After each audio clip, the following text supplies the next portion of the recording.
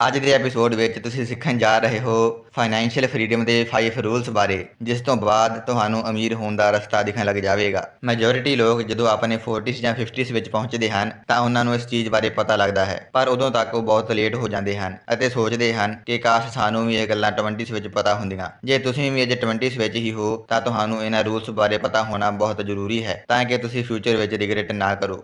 ਇਸ ਚੀਜ਼ ਨੂੰ ਆਪਾਂ ਇੱਕ ਐਗਜ਼ਾਮਪਲ ਨਾਲ ਸਮਝਦੇ ਹਾਂ। ਮੰਨ ਲਓ ਦੋ ਦੋਸਤ ਹਨ, ਸਾਹਿਲ ਅਤੇ ਮਨਵੀਰ। ਦੋਵੇਂ ਕਾਲਜ ਫਰੈਂਡਸ ਨੇ ਅਤੇ 21 ਸਾਲ ਦੇ ਨੇ। ਪੜ੍ਹਾਈ ਕੰਪਲੀਟ ਕਰਨ ਤੋਂ ਬਾਅਦ ਉਹਨਾਂ ਦੀ ਵਧੀਆ ਕੰਪਨੀ ਵਿੱਚ ਜੌਬ ਲੱਗ ਜਾਂਦੀ ਹੈ, ਜਿਸ ਵਿੱਚ ਉਹਨਾਂ ਦੀ ਸੈਲਰੀ 30,000 ਰੁਪਏ ਹੁੰਦੀ ਹੈ।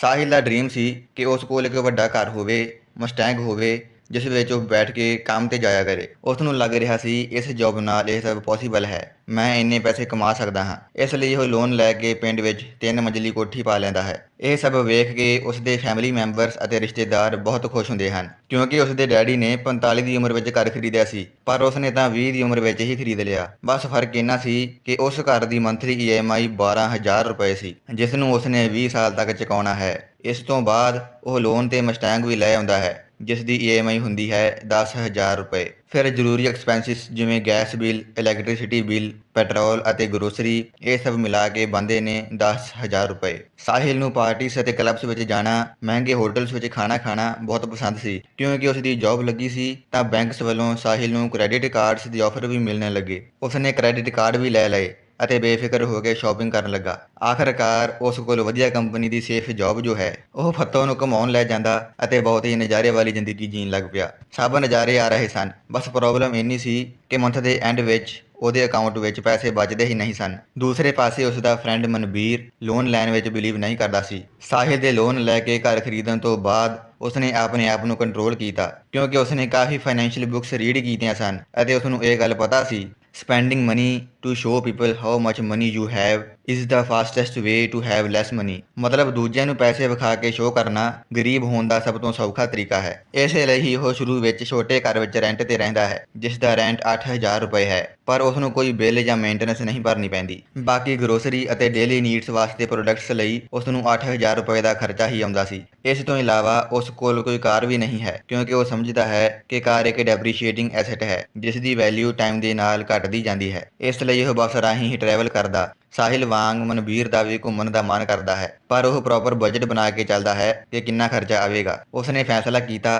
ਕਿ ਉਹ 3,000 ਰੁਪਏ ਹੀ ਸ਼ਾਪਿੰਗ ਅਤੇ ਐਂਟਰਟੇਨਮੈਂਟ ਵਾਸਤੇ ਖਰਚ ਕਰੇਗਾ, ਮੂਵੀਜ਼ ਦੇਖੇਗਾ। ਇਸ ਤਰ੍ਹਾਂ ਉਸ ਦਾ ਮੰਥਲੀ ਐਕਸਪੈਂਸ 15,000 ਰੁਪਏ ਦਾ ਆਉਂਦਾ ਹੈ, ਕਿਉਂਕਿ ਉਹ ਬਹੁਤ ਹੰਬਲ ਅਤੇ ਸਿੰਪਲ ਲਾਈਫ ਜੀ ਰਿਹਾ ਹੈ। ਬਾਕੀ 15,000 ਰੁਪਏ ਉਹ ਸੇਵ ਕਰ ਲੈਂਦਾ ਹੈ। ਇਸ ਦੇ ਨਾਲ ਹੀ ਮੈਨੂੰ ਸਾਈਕੋਲੋਜੀ ਆਫ ਮਨੀ ਵਿੱਚੋਂ ਇੱਕ ਗੱਲ ਚੇਤੇ ਆਉਂਦੀ ਹੈ, savings is the gap between your ego and your income. ਉਹ ਸੇਵ ਕੀਤੇ ਹੋਏ ਪੈਸਿਆਂ ਨੂੰ ਸਟਾਕਸ ਅਤੇ ਮਿਊਚੁਅਲ ਫੰਡਸ ਵਿੱਚ ਲਗਾਉਣ ਦਾ ਡਿਸੀਜ਼ਨ ਲੈਂਦਾ ਹੈ। 5,000 ਰੁਪਏ ਦੀ ਉਹ ਮੰਥਲੀ SIP ਸੈੱਟ ਕਰ ਦਿੰਦਾ ਹੈ, ਜੋ ਉਸ ਦੀ ਸੈਲਰੀ ਵਿੱਚੋਂ ਆਪਣੇ ਆਪ ਹੀ ਨਿਕਲ ਜਾਂਦੀ ਹੈ, ਅਤੇ ਬਾਕੀ 10,000 ਰੁਪਏ ਉਹ ਆਪਣੀ ਰਿਸਰਚ ਦੇ ਨਾਲ ਸਟਾਕਸ ਵਿੱਚ ਲਗਾਉਂਦਾ ਹੈ।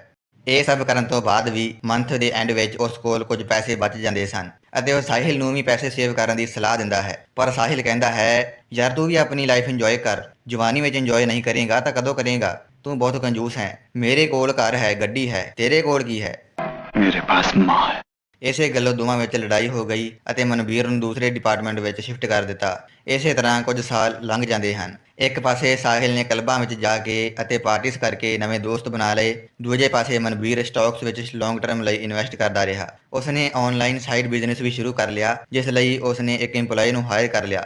ਸ਼ੁਰੂਆਤ ਵਿੱਚ ਤਾਂ ਬਹੁਤ ਮਿਹਨਤ ਲੱਗੀ ਅਤੇ ਪ੍ਰੋਬਲਮਸ ਆਈਆਂ, ਪਰ ਹੌਲੀ ਹੌਲੀ ਸਭ ਸੈੱਟ ਹੋ ਗਿਆ। EMPLOYE ਨੂੰ ਸੈਲਰੀ ਦੇਣ ਤੋਂ ਬਾਅਦ ਉਹ ਆਨਲਾਈਨ ਬਿਜ਼ਨਸ ਤੋਂ 10-15,000 ਰੁਪਏ ਕਮਾ ਲੈਂਦਾ। ਮਨਵੀਰ ਦੀ ਇਨਕਮ ਵਧਣ ਲੱਗੀ, ਪਰ ਉਸਨੇ ਆਪਣੇ ਐਕਸਪੈਂਸਿਸ ਨੂੰ ਨਹੀਂ ਵਧਾਇਆ। ਉਸਨੇ ਸੇਮ ਲਾਈਫ ਸਟਾਈਲ ਨੂੰ ਕੰਟੀਨਿਊ ਰੱਖਿਆ। ਉਸ ਨੂੰ ਜਦੋਂ ਐਕਸਪੈਂਸਿਸ ਵਧਾਉਣ ਦਾ ਖਿਆਲ ਆਉਂਦਾ ਤਾਂ ਉਹ ਇਹ ਸੋਚਦਾ ਕਿ ਇਸ ਤਰ੍ਹਾਂ ਉਹ ਹਮੇਸ਼ਾ ਲਈ ਇਸ ਰੈਟ ਰੇਸ ਵਿੱਚ ਫਸ ਜਾਵੇਗਾ। ਦੂਸਰਿਆਂ ਨੂੰ ਉਸ ਦੀ ਲਾਈਫ ਬਹੁਤ ਬੋਰਿੰਗ ਲੱਗਦੀ ਸੀ, ਕੋਈ ਵੀ ਉਸ ਨੂੰ ਕਾਪੀ ਨਹੀਂ ਕਰਦਾ ਸੀ, ਪਰ ਸਾਹਿਲ ਨੂੰ ਲੋਕ ਕਾਪੀ ਕਰਨਾ ਚਾਹੁੰਦੇ ਸਨ। ਫਿਰ 7-8 ਸਾਲ ਬਾਅਦ ਪੈਂਡੇਮਿਕ ਆ ਜਾਂਦਾ ਹੈ। ਲੋਕ ਸ਼ਾਪਿੰਗ ਕਰਨਾ ਬੰਦ ਕਰ ਦਿੰਦੇ ਹਨ।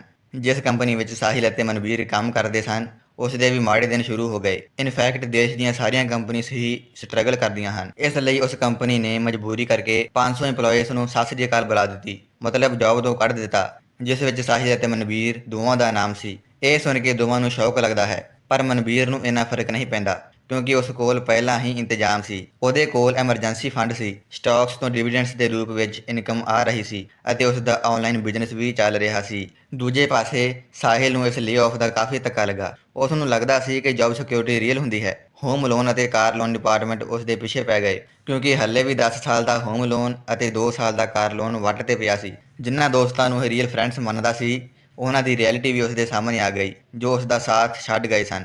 ਹਾਲਤ ਬੁਰੀ ਹੋਣ ਕਰਕੇ ਉਸਨੇ ਰਿਸ਼ਤੇਦਾਰਾਂ ਤੋਂ ਪੈਸੇ ਉਧਾਰ ਲੈਣ ਬਾਰੇ ਸੋਚਿਆ, ਪਰ ਕੋਈ ਮਦਦ ਨਹੀਂ ਕਰ ਰਿਹਾ ਸੀ।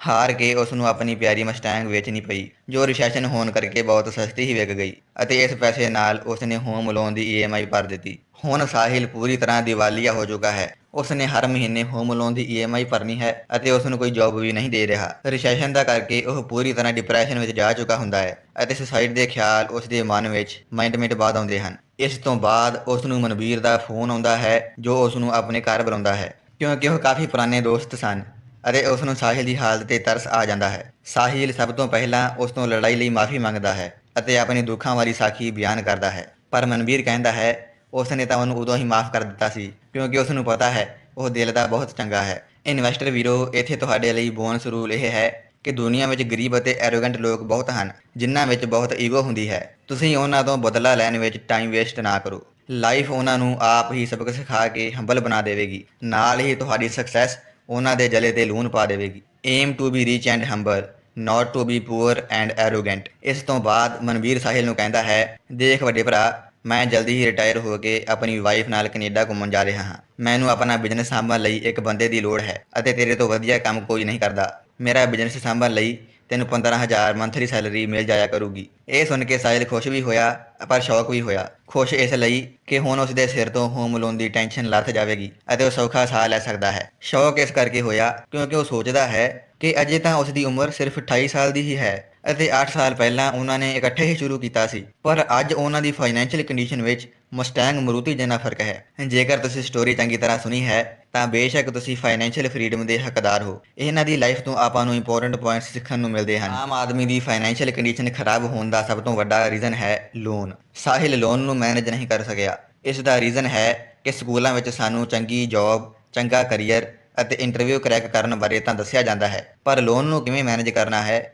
ਇਹ ਸਾਨੂੰ ਸਿਖਾਇਆ ਹੀ ਨਹੀਂ ਜਾਂਦਾ। ਇਸੇ ਲਈ ਫਾਈਨੈਂਸ਼ੀਅਲ ਫਰੀडम ਸਾਡਾ ਇੱਕ ਸੁਪਨਾ ਹੀ ਰਹਿ ਜਾਂਦਾ ਹੈ। ਨਵੀਂ ਜੌਬ ਲੱਗਣ ਤੋਂ ਬਾਅਦ ਕ੍ਰੈਡਿਟ ਕਾਰਡ ਕੰਪਨੀਜ਼ ਕਾਰਡ ਫੜਾ ਕੇ ਹੋਰ ਸਿਆਪਾ ਗੱਲ ਪਾ ਦਿੰਦੇ ਹਨ, ਕਿਉਂਕਿ ਇੱਕ ਵਾਰ ਤੁਹਾਡਾ ਲਾਈਫਸਟਾਈਲ ਅਤੇ ਸ਼ਾਪਿੰਗ ਦਾ ਸਟੈਂਡਰਡ ਸੈੱਟ ਹੋ ਜਾਵੇ ਤਾਂ ਤੁਸੀਂ ਉਸ ਨੂੰ ਲਾਈਫ ਟਾਈਮ ਮੇਨਟੇਨ ਕਰਦੇ ਹੋ। ਜੇ ਤੁਸੀਂ ਮਹਿੰਗੇ ਬ੍ਰਾਂਡਸ ਪਾਉਣ ਦੇ ਆਦੀ ਹੋ ਜਾਂਦੇ ਹੋ ਤਾਂ ਤੁਸੀਂ ਸਸਤੀਆਂ ਚੀਜ਼ਾਂ ਨਹੀਂ ਖਰੀਦੋਗੇ। ਇਹ ਉਹ ਟਾਈਮ ਹੁੰਦਾ ਹੈ ਜਦੋਂ ਆਪਣੀ ਜਵਾਨੀ ਅਤੇ ਡਿਜ਼ਾਇਰਸ ਪੀਕ 'ਤੇ ਹੁੰਦੇ ਹਨ।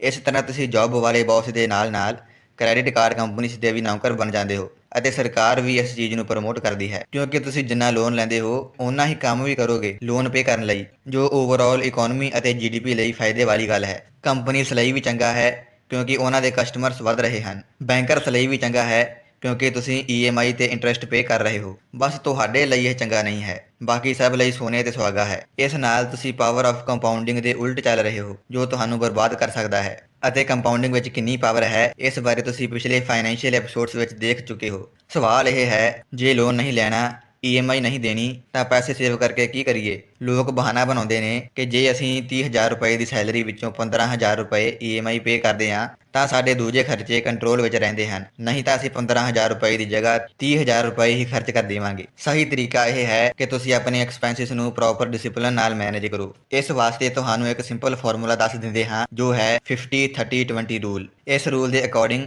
ਤੁਹਾਨੂੰ ਆਪਣੀ ਮੰਥਲੀ ਇਨਕਮ 3 ਹਿੱਸਿਆਂ ਵਿੱਚ ਡਿਵਾਈਡ ਕਰਨੀ ਚਾਹੀਦੀ ਹੈ, 50%, 30% ਅਤੇ 20%। ਆਪਣੀ ਮੰਥਲੀ ਇਨਕਮ ਦਾ 50% ਹਿੱਸਾ ਤੁਹਾਨੂੰ ਆਪਣੀਆਂ ਡੇਲੀ ਨੀਡਸ ਵਾਸਤੇ ਯੂਜ਼ ਕਰਨਾ ਹੁੰਦਾ ਹੈ। ਡੇਲੀ ਨੀਡਸ ਜਿਵੇਂ ਦਾਲ ਰੋਟੀ, phone bill, electricity bill, water bill, gas ਅਤੇ ਹੋਰ ਜ਼ਰੂਰੀ ਖਰਚੇ ਜੋ ਕਰਨੇ ਹੀ ਪੈਂਦੇ ਹਨ। ਹੋਰ ਕੋਈ ਰਸਤਾ ਨਹੀਂ ਹੈ। ਮੰਨ ਲਓ ਤੁਹਾਡੀ ਮੰਥਲੀ ਇਨਕਮ 30,000 ਰੁਪਏ ਹੈ, ਮਤਲਬ 15,000 ਰੁਪਏ ਤੁਸੀਂ ਡੇਲੀ ਨੀਡਸ ਵਾਸਤੇ ਖਰਚ ਕਰਨੇ ਹਨ। ਇਨਕਮ ਦੇ 30% ਹਿੱਸੇ ਨਾਲ ਤੁਸੀਂ ਆਪਣੇ ਸ਼ੌਂਕ ਪੂਰੇ ਕਰ ਸਕਦੇ ਹੋ, ਜਿਵੇਂ ਕਾਰ, ਨਿਊ ਹੋਮ ਅਤੇ ਨਿਊ ਫੋਨ ਐਟਸੈਟਰਾ। ਇੱਥੇ ਤੁਸੀਂ ਕਹੋਗੇ ਕਿ ਇਨਵੈਸਟਰ ਪੰਜਾਬ 30,000 ਰੁਪਏ ਦਾ 30% ਤਾਂ 9,000 ਹੀ ਬਣਦਾ ਹੈ, ਇਹਨੇ ਨਾਲ ਅਸੀਂ ਕਿਹੜੇ ਸੁਪਨੇ ਪੂਰੇ ਕਰ ਲਵਾਂਗੇ। ਤਾਂ ਦੱਸ ਦਈਏ ਕਿ ਇਹ 30% ਪੋਰਸ਼ਨ ਤੁਸੀਂ ਹਰ ਮਹੀਨੇ ਸੇਵ ਕਰ ਸਕਦੇ ਹੋ, ਜਿਸ ਨਾਲ ਤੁਹਾਡੇ ਕੋਲ ਵੱਡੀ ਅਮਾਉਂਟ ਇਕੱਠੀ ਹੋ ਜਾਵੇਗੀ। 1 ਸਾਲ ਬਾਅਦ ਤੁਹਾਡੇ ਕੋਲ 1,08,000 ਰੁਪਏ ਹੋ ਜਾਣਗੇ। ਇਸੇ ਤਰ੍ਹਾਂ ਤੁਸੀਂ ਇਹ ਅਮਾਉਂਟ ਵਧਾ ਸਕਦੇ ਹੋ। ਜੇ ਤੁਸੀਂ ਜ਼ਿਆਦਾ ਮਿਹਨਤ ਨਹੀਂ ਕਰਨਾ ਚਾਹੁੰਦੇ ਤਾਂ ਤੁਹਾਨੂੰ ਇਸ ਤਰ੍ਹਾਂ ਹੀ ਕਰਨਾ ਪਵੇਗਾ। ਅੱਗੇ ਕੰਟੀਨਿਊ ਕਰੀਏ ਤਾਂ ਇਨਕਮ ਦਾ 20% ਪੋਰਸ਼ਨ ਤੁਸੀਂ ਸੇਵ ਕਰਨਾ ਹੀ ਹੈ, ਭਾਵੇਂ ਜੋ ਮਰਜ਼ੀ ਹੋ ਜਾਵੇ। ਇਸ ਨੂੰ ਤੁਸੀਂ ਫੋਲੋ ਕਰਨਾ ਹੀ ਕਰਨਾ ਹੈ। ਇਸ ਨਾਲ ਤੁਸੀਂ ਆਪਣਾ ਫਿਊਚਰ ਸਿਕਿਉਰ ਕਰ ਸਕਦੇ ਹੋ। ਇਸੇ 20% ਤੇ ਹੀ ਤੁਹਾਡੀ ਫਾਈਨੈਂਸ਼ੀਅਲ ਫਰੀडम ਦੀ ਜਰਨੀ ਡਿਪੈਂਡ ਕਰਦੀ ਹੈ। ਸੈਲਰੀ ਦਾ 20% ਮਤਲਬ